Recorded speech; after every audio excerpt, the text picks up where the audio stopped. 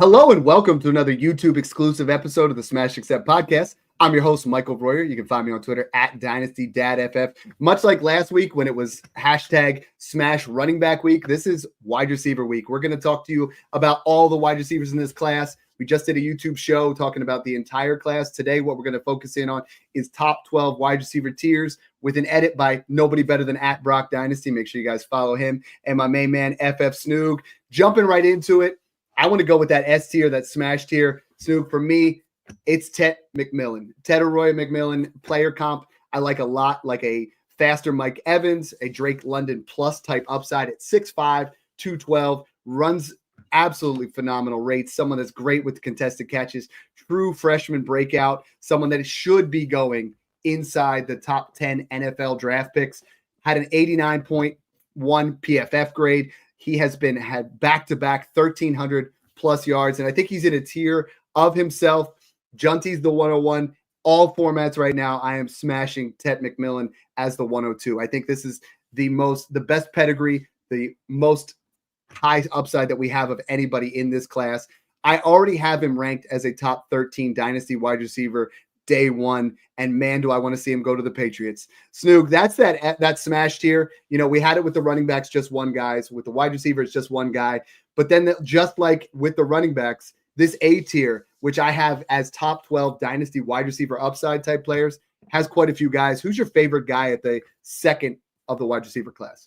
It's Emeka Egbuka from Ohio State. I think he has the highest floor in this class at the wide receiver position. I mean, this is the guy playing toe-to-toe with Marvin Harrison Jr. back in 2022, posted his best season, 1,100 plus yards, 3+ yards per route run, 75 plus receptions, 10 touchdowns. Like, this is a guy that has always played with the best of the best. Garrett Wilson, Chris Olave, Jackson Smith-Njigba, Marvin Harrison Jr. This year, Jeremiah Smith, Carnell Tate. So he's a guy always producing in elite wide receiver rooms. That's something I love to look for when I'm grading players. I mean, he posted 106 targets in a season. It was that year, so he's been great. I mean, he had that sophomore breakout, still just 22 years old. I have him graded out as a top 20 pick, comped to like that Amon-Ra St. Brown light, that Jackson Smith-Njigba type, that Golden Tate, one of those type of big power slots that can play all over the field. Wins after the catch, strong hands at the catch point, good route runner, absolutely phenomenal high IQ player that dominates in zone coverage as well, can beat man. I mean, this is a guy that, I mean, he absolutely dominated in his sophomore season alongside Marvin Harrison Jr. That's the Emeka I remember. And he wasn't healthy in his junior season at all. The year Marv went crazy with Kyle McCord. But if you just look at this year, he bounced back in a good way, in a big way, being that safety blanket for Will Howard, that easy guy, that guy that can catch everything across the middle of the field, downfield, in the bubble screen game, whatever it is. So I just think he's one of those guys that is going to be one of the best values in this class when it's all said and done at any position. He's looking like that mid to late round range right now, maybe that early second range for most people, but he's going to be that mid first round pick for me for sure. And I think finding him going to play with his former quarterback and CJ Stroud on the Houston Texans in that number 2 role behind Nico Collins, or going and playing in the Denver Broncos as Bo Nix number 1. Like, there's so many good landing spots in that range for him, or Phil and Tyreek Hill's shoes alongside Jalen Waddle in Miami. So there's so many spots for him to bring that versatile skill set. So he's just going to be my wide receiver 2 in this class as of today. And we'll jump into the next tier, or the next player in A tier, and that's Luther Burden. So sell us on him.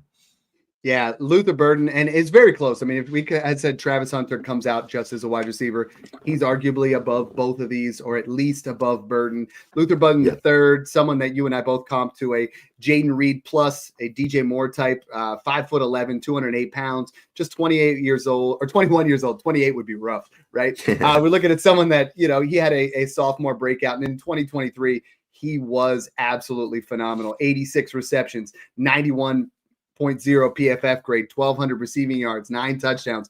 He's someone that just yards after the catch, amazing type player, 3.29 yards per route run. Someone that when you get him the ball in space, big things happen. This junior year dropped off considerably, just over 600 yards.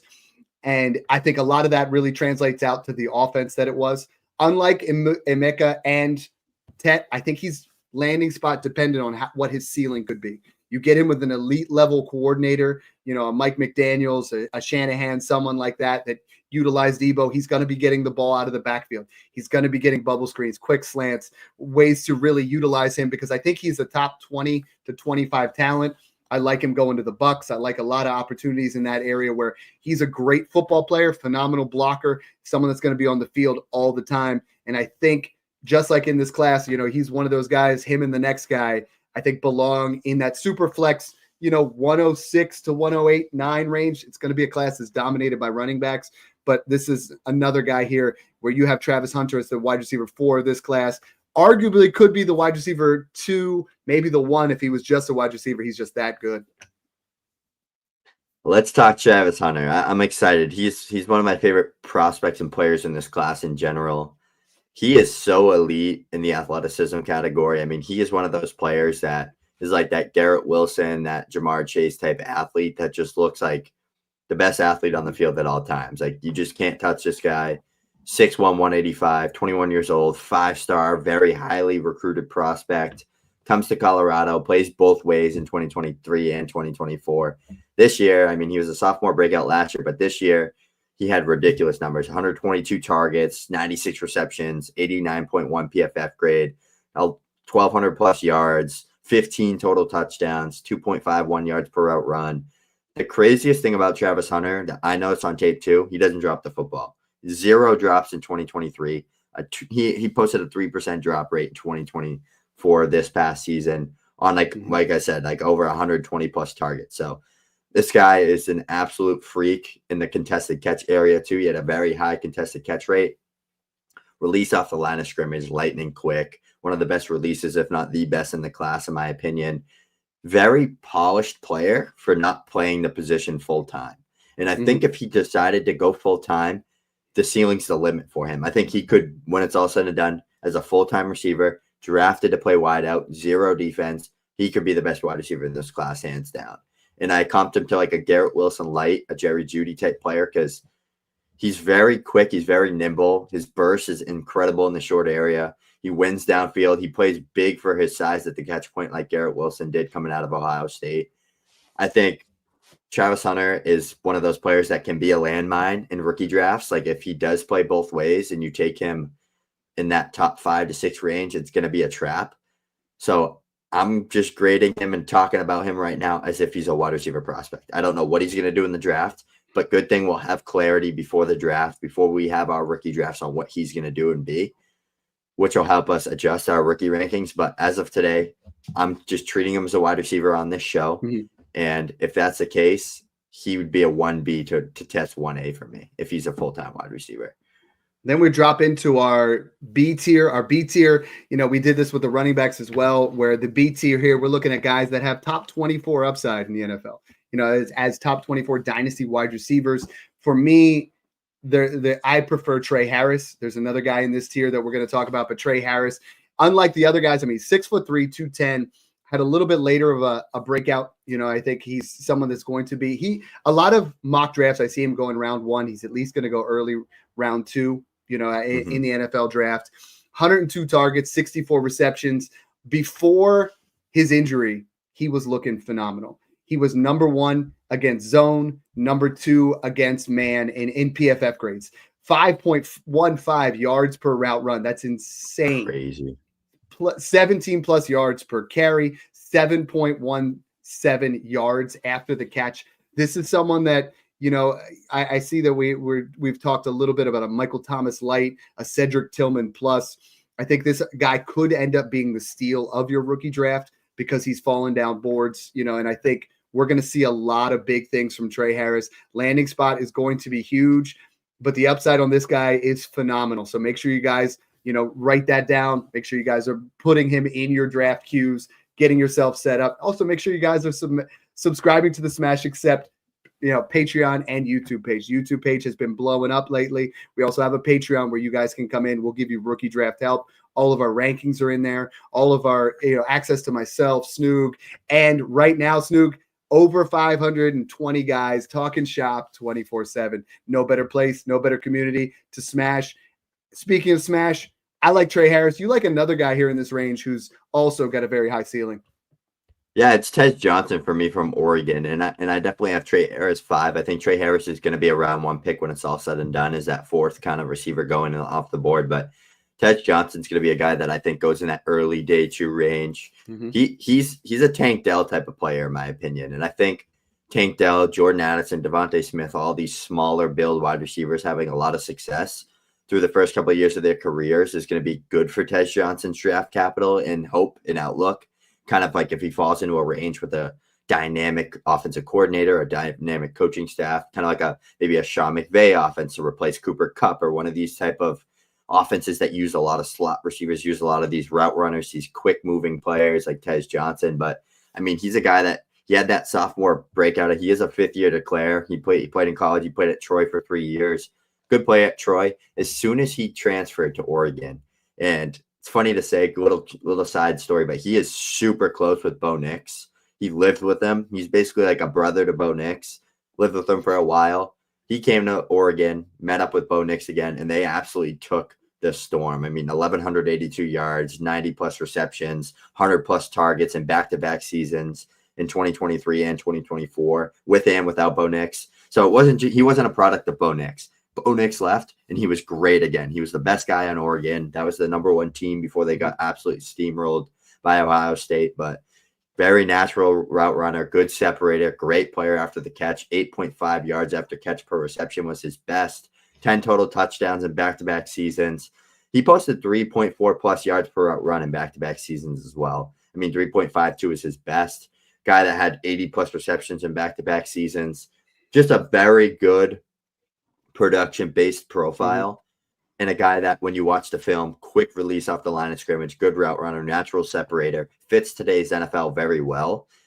He's my wide receiver 6 in this class, and people are going to be low on him again because of the size, probably because they want to just talk about some of these other guys. But from a talent perspective, there's not 7 wide receivers better than him. There's 6, maybe 5.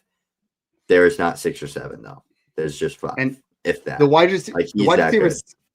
receiver 7 I have in the same tier. A lot of people, and I know you have him in the tier below as well, but Ilik Iumanor is someone that I think, honestly, very competitive, nuanced wide receiver. He has great size. He's 6'1", over 210, so he's got a strong build. Someone that has elite spatial awareness, someone that gets open when it comes to zones.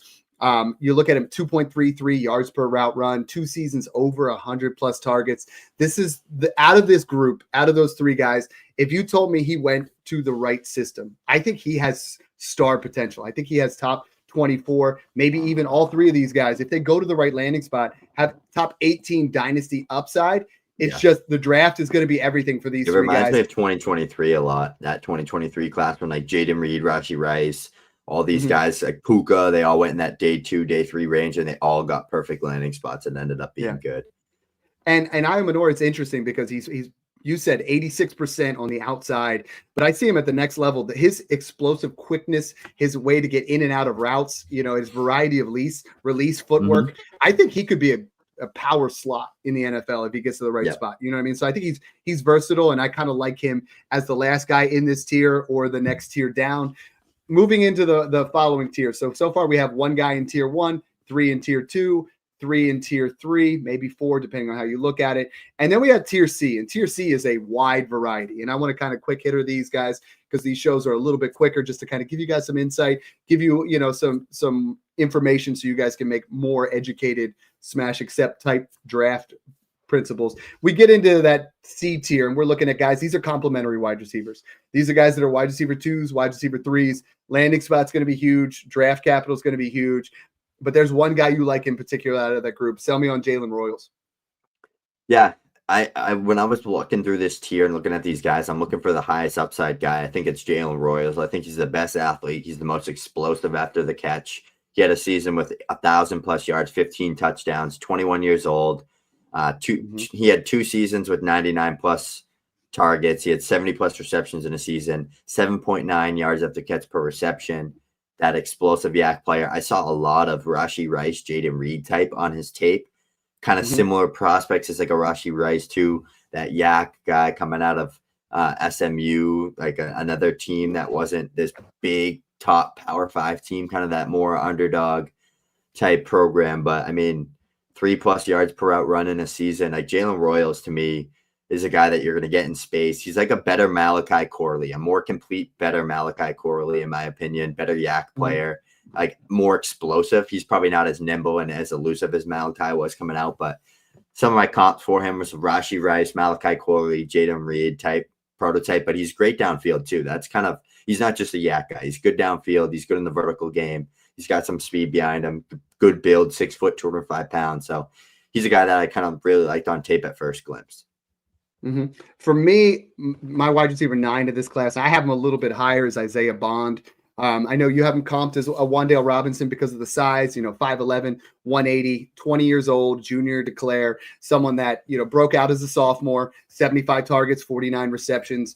I see him as like, transferring from Alabama over to Texas, someone that has some deep threat capabilities, someone that really has the ability to accelerate, get to the next level. I think, again, very similar to what we're talking about in this area. Landing spot's going to be huge, getting people in space. Another guy that had 2.02 yards per route run. We're making sure we're looking to get into that. So I think Isaiah Bond, I'm seeing a lot of people with draft capital because of the speed, potentially running in the 4.3s, could push him into early round 2, maybe even late round 1, which would really rise his stock. We talked a lot about last show with the other Texas wide receivers, being buried a little bit. I think Isaiah Bond has had tons of competition, could be a better pro than he was in college.